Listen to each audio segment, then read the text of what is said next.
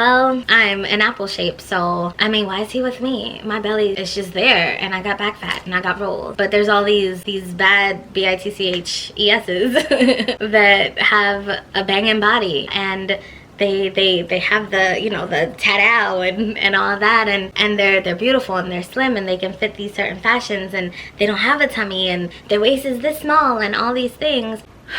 Man, this is gonna conjure up some feelings about some feelings, because hi guys, this is Nika and I am pleasantly unbothered. Welcome back to my channel, and thank you so much for joining me for yet another video. Hopefully this is another one, or if you're new, hi girl or boy or guy, or hi, how are you? Like I said, I'm Nika. Welcome. So this is yet another video regarding my dating experience as a plus size lady. I've been plus size my whole life, and so the only way I've known to date is as a plus size woman. And while I do have a lot to say about the topic, these are not always gonna be plus size issues necessarily. Women of all shapes and sizes and ages and backgrounds go through some of the same things, and even some men. So this is not necessarily exclusive to plus size ladies, but it is about my plus size experience. So today I'm gonna talk to you about some of the different kinds of girls that I feel like we should try not to become or turn into over the course of our relationships or dealing with people that we might be interested in, whoever they may be, whether friend with benefit, boyfriend, husband, fiance, thing on the side, whatever, whoever you rocking with, you know, girlfriend, I don't know, whoever you rocking with, that's who I'm talking about here. Before I offend anyone, which is never ever my intention, I will say that I believe that there's someone out there for everyone. As my mother says, every pot has its lid, or every moldy bread has its moldy cheese, basically meaning that whoever you are and whatever you're into and whatever floats your boat, there's somebody out there to match that, boo. So your perfect one is out there. And so me kind of going through these different hypothetical girls, if I describe a behavior that did not work for me, or a situation that I went through that sounds similar to yours, and if I bash it a little bit, that is not me calling you out, that is not me coming for you, that's not me throwing shade. This is me acknowledging that these situations that us ladies get ourselves into sometimes are not necessarily where we want to be. They're not necessarily the healthiest kind of headspace to be in, and overall we deserve so much better, so much better than being that girl. And this is all based on my experiences. Believe me, I would be the first person to let you know that your girl has been through some things. I was all these girls at some point in time. All these girls, really, just all of them. And probably more that I'm not even gonna list in this video. And me finally developing some sense of self-respect and self-worth, or more of it at least, helped me to realize that I'm so much better than that. And if any of you can relate to some of the situations that I've been through, then I just want to remind you that you're worth so much more than that, and that you're so much better than that, and deserve better. How many times can I say better? But it's true. Better, better, better, because you better, girl. And so like I said, there's someone out there for everyone. We all have different wants and different needs in relationships, different things that we expect that will make us feel fulfilled with our partner. And so this is not me bashing anyone's way of approaching a relationship. It's just me acknowledging that we're probably not being that girl or behaving in that way because we want to. It's probably because we feel like we don't have another choice, or that we don't have other options, but that's just not true. Let me explain, and then let me know what you think in the comment section below. Let me know if you know what I mean, if you've experienced some of these things, if you've been that girl, you know, if I'm just so far off and you have no idea what I'm talking about. Let me know in the comment section below. I love chatting with you ladies down there. You guys are incredible, and I'm so inspired by all of you to continue making videos and to continue the dialogue that we have in the comment section, because y'all be speaking some truth, okay? So let me know what you think. Also, if you like this video, please don't forget to hit the thumbs up at some point. It really does matter, and it really does help, and that way I also get to know what you guys like to see, what you don't like, and things like that. So you helping a sister out, you know? Getting right into it. Don't be that girl that's doing all of the pursuing, that's doing all of the chasing, that's finding herself being the one doing all the texting and initiating all the calls and actually trying to plan to see him or her, you know. Don't be that girl that's putting in all the work and not seeing any effort from the other side and feeling satisfied with that. I know that not everyone's into traditional gender roles, and not everyone feels like the man has to be the person doing the pursuing. And even if you're the gentleman and you're the hunter in the situation, I feel like no one person should always be doing the pursuing of the other person. And especially if you feel like you have to chase this person down, or if it feels like you're pulling teeth trying to get some interest out of them, trying to get a text back, trying to get them to initiate a date or a conversation or any kind of contact. If that's what's going on and you're the one that's putting in all of the effort, it's not fair. And that's whether you're the man, the woman, the chaser, the hunter. It's just not fair for the other person to be completely checked out while you're the one doing all the pursuing. And I know that sometimes it feels like, well, if we want to have a man or a mate or whatever, then we have to go out and get it. But at the same time, you want there to be a mutual interest, or at least I want there to be a mutual interest. And I shouldn't have to chase down anybody that's actually interested in me or in getting to know me or in being with me or any of those things. If you're interested, I expect you to show interest, and I'm not gonna chase you down. I'm not gonna be checking up on you. I'm not gonna keep calling and texting, especially if it's a one-way street and if I'm giving all the attention and not receiving any interest or attention back. And I know sometimes we can chalk it up to like, oh, but he's just quiet and mysterious. He doesn't express how he feels. You know, men, they don't want to seem like they're thirsty, so they're not going to do all the calling and all the texting. And you know, we can chalk it up to that kind of thing. And sometimes it might be loosely based on something like that. Like maybe he doesn't want to come on too strong, so he withholds just a little bit. But I'm talking like, you're always the one that wants to see him, or you're getting turned down left and right, but you still keep going. I mean, you really deserve better. So basically, don't be the girl that's getting ignored while this guy or whoever is getting their ego stroked by having you pay them all this attention or be so interested in them and they don't give you the time of day. Don't do it. You're worth so much more. And it makes me think of The Parkers, that one sitcom on TV with the actress Monique, and she's a plus size lady and she's fabulous. And on the show she played a grown woman who was returning to college and was obsessed with and in love with a professor, but he would not give her any play whatsoever, which is fine, which is cool. He didn't want her, that's fine, except that Monique would keep trying. Like everything was Professor Ogilvy. Professor Ogilvy, Professor Ogilvy, hey boo. You know, telling people that's my boo, that's my husband, we together, and him pulling away from her and being almost disgusted by her, and her laughing it off like, ha ha, you play too much, ha ha ha. It's like, I mean, I get that it's comedy, you know, I get that it's fictional and that, you know, in real life that might not happen very often, but it always made me cringe a little bit to see how her character on the show would sell herself so short and actually chase him. She would chase him out, sometimes literally like chase him, chase him. She got a key to his apartment made. She would show up on his dates with other women, usually thin women, which ain't nothing wrong with it. No shade, of course. And I mean, it just always felt so degrading, the way that they just kept her going back for more, just trying. And I don't know how the series ended. I wonder if they ever got together. And shoot, Professor Ogilvy was not all that anyway, okay? He is no Denzel. And not to like throw shade against the actor, because of course he's playing a role, but they didn't even have his character be like Denzel. So anyway, let's move on. I'm digressing all over the place. The next kind of girl that we really ought not to be is the girl that has some kind of partner in their life, whether it is a friend with benefit or someone they're casually dating or a boyfriend or whatever, and she finds herself begging for a commitment from this person, whether it's I want to go from friends with benefit to us being in a relationship or I want us to go from being in a relationship to getting married. Whatever the level of commitment may be, being in a position where you're literally sometimes begging for it, it's just not the best place to be. And I feel like I have to make the distinction between, you know, begging for a commitment and wanting a commitment, because those can be two very different things. I'm not saying don't want to take things to the next level, but actually begging and pleading with this person, or fussing and fighting with this person to make you more of an important person in their life, or to make things official, or whatever the case may be, I feel like it's just not worth it. And this goes back to the first thing I was saying.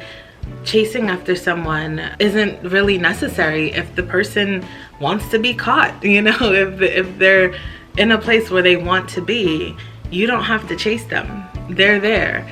They're willing to be open to being yours, or to having the conversation about, okay, so what's going on here? Where do we go from here? Where do you see this going in, you know, however many years from now? They're willing to have those conversations because they're not playing the game of catch and release, or chasing and hunting and, you know, hiding and decking. Because hunting is only fun because it's hard to catch them, right? That's the challenge. So, I mean, if you're not trying to play those games, then you might want to have a partner that's also not trying to play games, that you don't have to beg for a commitment from. Someone who's on the same page as you are, that wants the same things in life that you want, and that's not afraid to have these conversations without being scared off or intimidated away because they're worried that, oh no, she wants a commitment and I don't, so I gotta go. It shouldn't be that way if you really are in a relationship with someone, or if the person you're craving a relationship from feels the same way. You really shouldn't try that hard. Or no, you shouldn't really have to try that hard in order to get them to take whatever step it is, or to make that commitment to you. Believe me, I've been there, especially if I'm in a situation where I feel like I've devoted a certain amount of myself to someone, and then things don't seem to be moving along. Then it's like, okay, well, I don't want to walk away from the situation because I've put in so much, but at the same time, he's not taking the steps that he needs to take to, you know, wife me up, or whatever we calling it these days. And so what do I do now? Now I have to ask him, are you my man? Do we go together now? Where is this going? What's happening here? Are you seeing other women? Why are you seeing other women? Will you stop seeing other women and just see me? You know, whatever the questions may be, it's not the conversations that I think are the problems. It's when there's pressure behind that.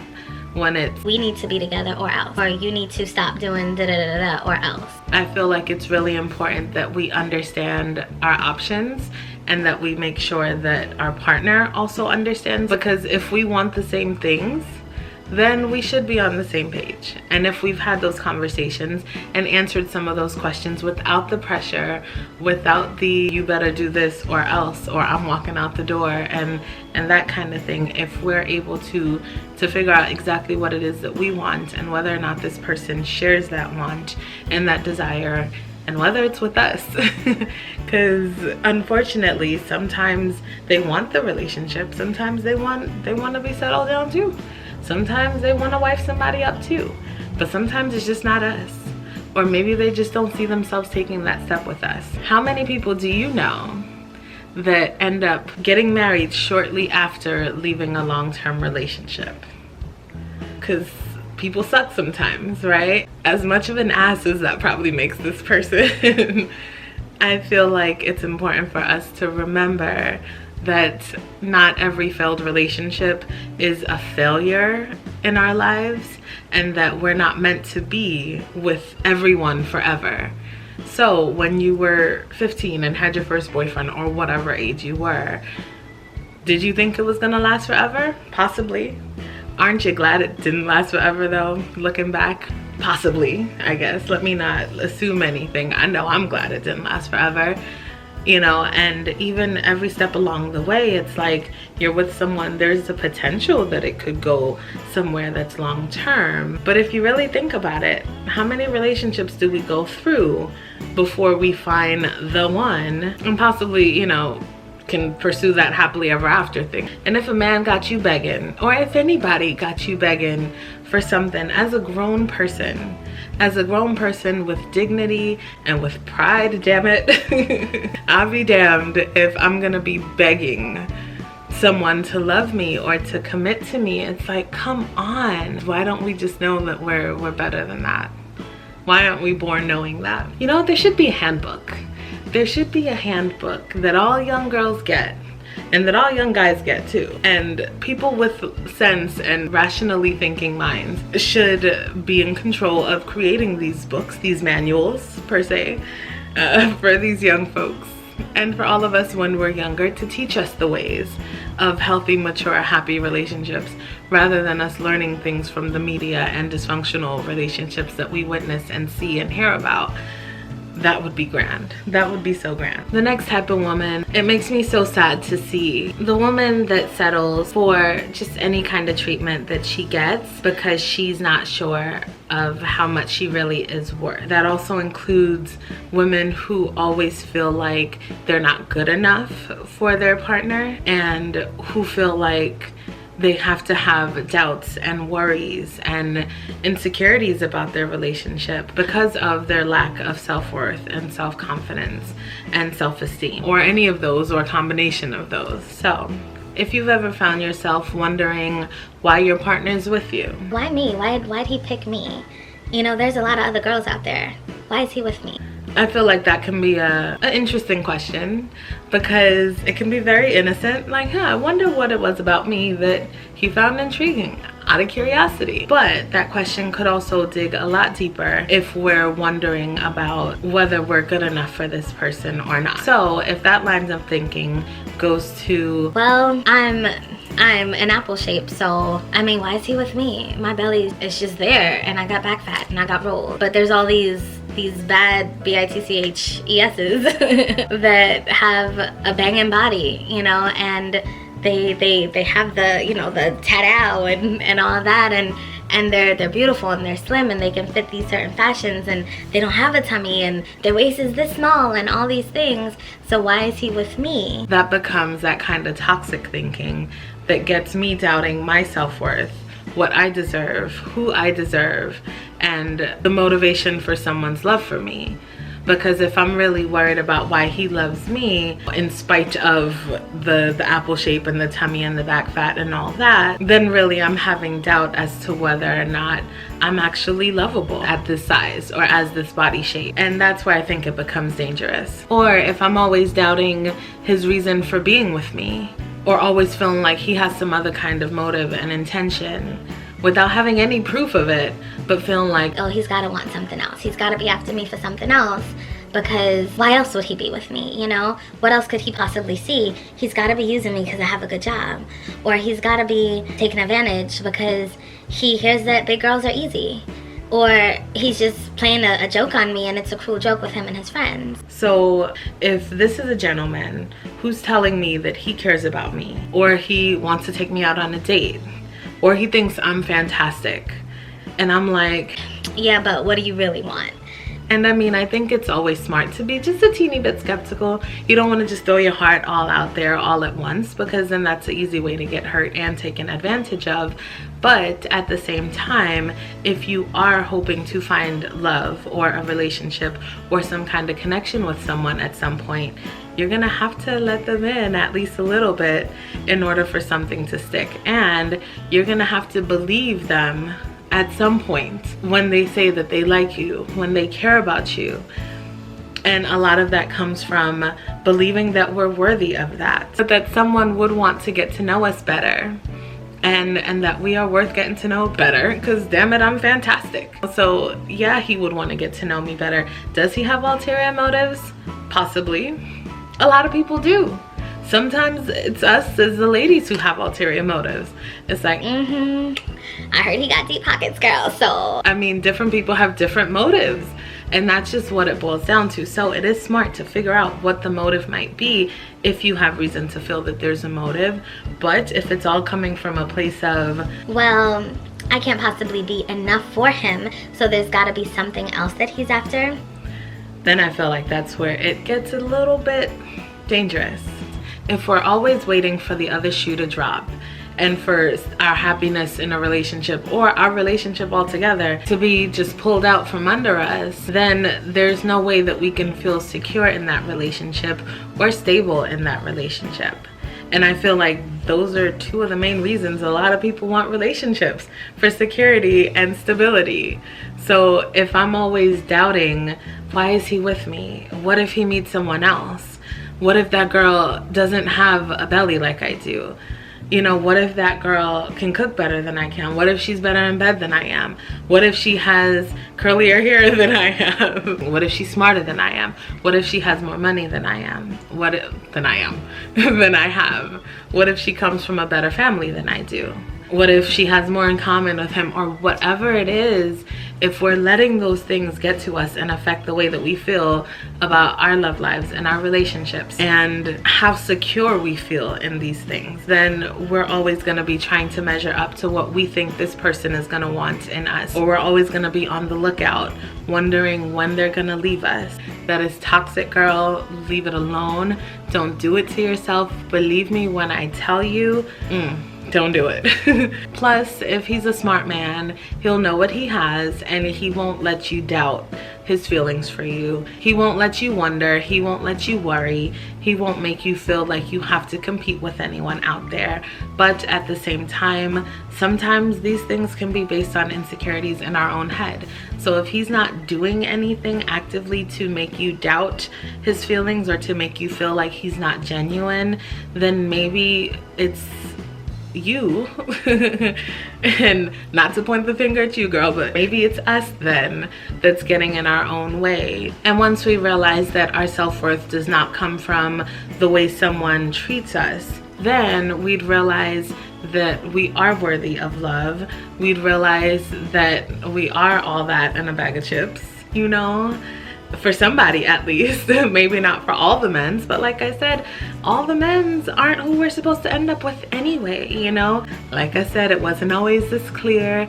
I was definitely at some point the girl that was waiting for the other shoe to drop, you know, with one foot in, one foot out, like, okay, this can't last very long, you know, because he's soon gonna discover that I'm super fat. Oh yeah, we met before and we go out all the time, but he hasn't seen me naked and I'm fat under here, so. But now knowing better, I know that I don't have to doubt that someone can care about me. Because yes, although I am a big girl, I am still worthy of love. I'm still worthy of affection. I'm still damn fantastic. I forgot the hair flip. And that's just that. And that also ties into the next kind of girl.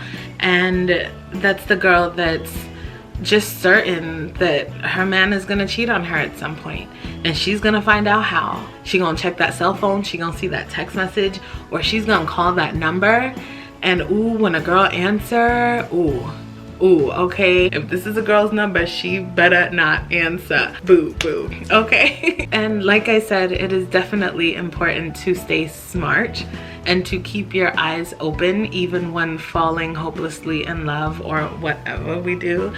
It's so important to still be aware and alert and not let the heart eyes like clog our judgment, because it can so easily happen. However, at the same time, feeling like it's just a matter of time before our mate cheats on us, or that whole who was it, Amber Rose, that said something like all men cheat, but if they love you, they'll just make sure that you don't find out about it or something. Girl, yeah, that's a whole nother subject. I'm not gonna get started on all my feelings about that. Like, we gotta unpack that one little by little, right? So I'm not gonna get too deep into it. But I feel like the constant fear that we're gonna be cheated on can have a lot of different origins. It can be tied into a lot of different emotions, a lot of complex stuff that gets really, really deep. It can be a combination of trust issues and insecurities and a little bit of jealousy sprinkled in there, or some combination of them. Maybe a lot of jealousy, a little insecurity, and a little trust issues. I mean, it could be all of the above or one or the other. And when you think of the kind of trust issues a lot of us have, sometimes it's daddy issues, sometimes it's mommy issues, and I don't think a lot of us realize how many men and women though are struggling with mommy issues. But again, I'm not gonna get too much into it. I'm trying to stay on topic, y'all. I'm trying. And so yes, we all have issues, whether it's mommy issues, daddy issues, trust issues, abandonment issues, commitment issues, you know, fears that are surrounding all of these different things, and we definitely bring them with us when we enter relationships. And sometimes that can create a really toxic situation where it's my daddy issues up against his mommy issues, and now none of us know how to navigate our relationship because we're all caught up, and then it gets in the way of us being with someone successfully. And so I feel like it's just like waiting for the other shoe to drop, feeling like it's a matter of time before he cheats, or if I look hard enough, I'm gonna find something. Whose earring is this under the couch? I bet it's that girl from his job that he smiled at that one time. Oh no, wait, it's my earring, and I'm tripping because not everybody out there is gonna do us wrong. So while it is important to remain smart and to keep our eyes open, maybe when he says he loves you, he truly loves you because you're someone that's worthy of love. Perhaps that's what it is. Perhaps he's not a cheater like your ex. Perhaps he is, which is why it's important to be vigilant. But sitting around waiting for it to happen and being sure that it's gonna come is only gonna bring you sadness and distress and worry and anxiety, possibly depression and sadness, and all of these things that you don't want to be feeling, girl. Trust me. And you don't have to feel it. And if you have to worry all the time, do you really need that relationship or that person in your life though? Is it worth it though? Is it? I don't know. And to tie it all up and to round it all out, don't be that girl that's fussing and fighting over a man that she believes to be hers or that she wants to be hers, and that's fussing and fighting with another person about said man or said boo or significant other. Because if this person were truly yours, or if you were truly in a committed situation or relationship with them, then what's there to fight over? Or what's there to fuss over? And who is this other person? And why is it your responsibility to fuss with this person over said significant other? Why? In what world? So like I said, when we're going through the phone, like, let me find the girl's number, I'm gonna call her and I'm gonna give her a piece of my mind, and she better stay away from my man, and you stay away from my husband. Don't you call him no more. Don't you answer his text no more. It's like, hold up, wait 1 second. While I have very strong thoughts about chicks on the side and people cheating and having affairs and letting other people into their relationship, essentially, while I have very strong thoughts about that, I feel like the beef is typically not usually most appropriate for the side person.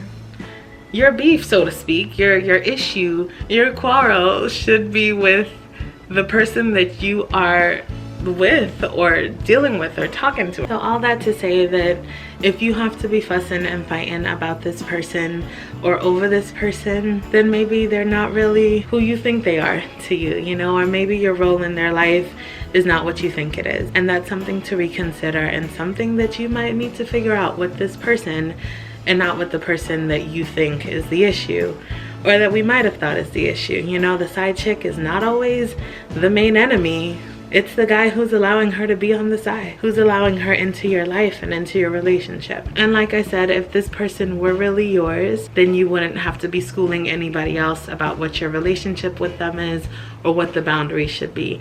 That's his job, that's his responsibility to make sure that there's not even a question of whether or not you need to be fighting somebody over him, period. So anyway, that's all I have for this video. Thank you so much for joining me. I do have a little visitor joining me here, but the light is too bright for her eyes, so I'm just kind of shielding her. If you like this video, please do give it a thumbs up.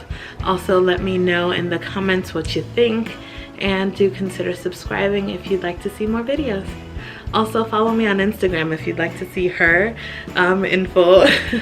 I'll post pictures of her on like the Instagram stories, and so you get to see my little baby, even though the lights are blinding right now. So thank you so much for watching. Let me know what you think in the comment section below, and I'll see you in my next video. Bye. Is it still too bright? Is that, oh, is that a baby there?